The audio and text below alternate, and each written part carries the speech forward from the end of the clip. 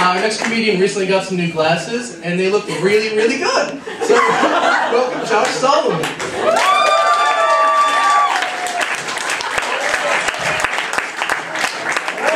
I have to follow that, god damn it. A lot of people don't know this, but I have two tattoos. I have some John Lennon lyrics here, and then I have a peace sign. And I got my second tattoo at a tattoo expo in South Florida over the summer. And if you're thinking, well, a couple thousand people with tattoos on their faces in the room, that's normal, you'd be completely wrong. There were some vendors there. They were selling like tattoo healing creams and Harley Davidson motorcycle shit and like stuff that made sense. However, there was a vendor there selling magazines, and the only magazine was something called Girls and Corpses. And the front cover was like this shark with his teeth open, and there were like dead bodies inside the teeth, and then like two attractive women on either side in bikinis. And I was like, I don't really get the value of this magazine. Are there some shark safety tips that I'm gonna glean from this? And then I realized I don't really want to know who the readership is. I just don't want to know. Anyway, there were a lot of bands there. And they were playing rockabilly, which is really cool, because you don't hear a lot of rockabilly now. I wish there was more rockabilly. And anyway, so they all covered Johnny Cash's Ring of Fire at the end of the set as if it was a requirement. Like how every Mug Night is just a carnival of dry humping. Or like if you're on Pandora, you're going to hear the ad for the Vistaprint business cards. It's a requirement. Anyway, speaking of music, I was thinking about one of my favorite bands recently, Nickelback. And I thought, wouldn't it be great if Nickelback released an album of all Creed covers? They'd really be stepping outside of the box there. I saw a store that said 2 suits for $169. That was the name of the store. And I thought, I know exactly what I'm getting into when I walk in this store. I know that there are going to be 2 suits and they're going to cost $169 between the both of them. And I thought, like, a lot of other clothing stores aren't like that, like JCPenney. I'm like, is Jesus making the clothes? Does everything cost a penny? Why is penny spelled wrong? I'm very confused. And I was thinking I wanted to open up a store exactly like that, with the name that's that obvious. So I thought, bouquets of roses with cynical messages attached for $10. Here's some scenarios from lovely customers. Hi, honey, I got you some roses. Aw, that's so sweet. Don't you want to read the message? I'll read the message.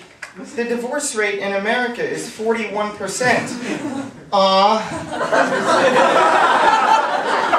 Another one. Hey, honey, I got you some roses. Aw, that's so sweet. I want to look at the roses. It's got a little message. Oh, what's the message? Your propensity for binge drinking makes me uncomfortable. Okay. I was thinking about some sequel titles recently. I know I've riffed on this before, but I was thinking about how in a lot of horror movie sequels, it lets you know it's the last one. Like Saw, the final chapter. Or Jason Goes to Hell, the final Friday. Not to be confused with the Ice Cube, Chris Tucker movie series. That's a different affair. This is Friday the 13th.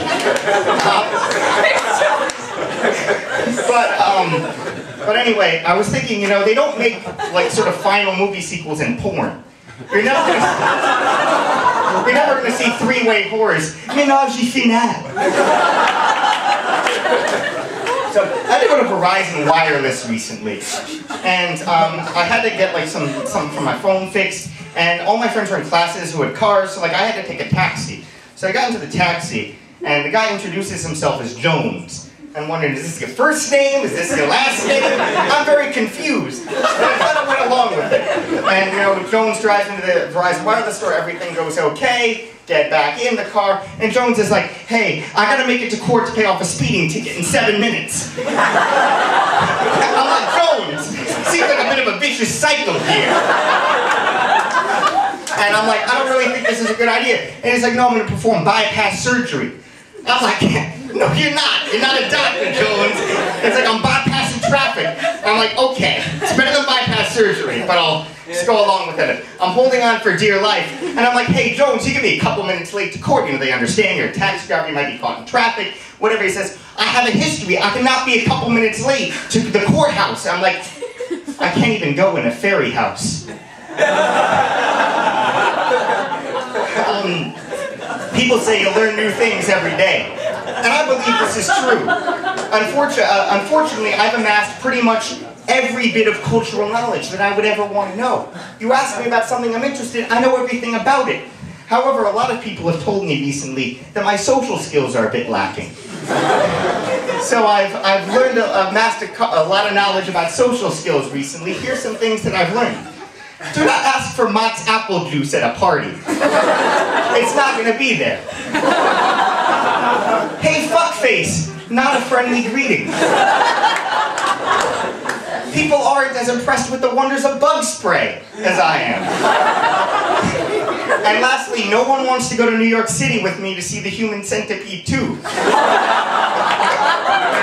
Especially when I describe it as pure family fun and that we could sneak in some Mott's apple juice into the theater. I was picturing being a good time, nobody wants to do it. I'm gonna end with a favorite poem of mine. It really speaks to this occasion. I believe it was originally in musical form. Here it goes. Love is a burning thing, and it makes a fiery ring, bound by wild desire.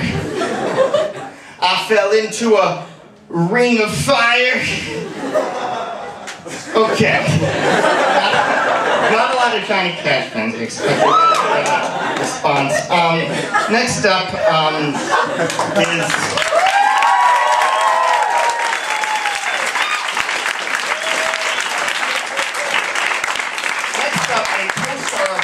Go Away and Never Come Back, a love story, and also a fellow Air Force fighter pilot.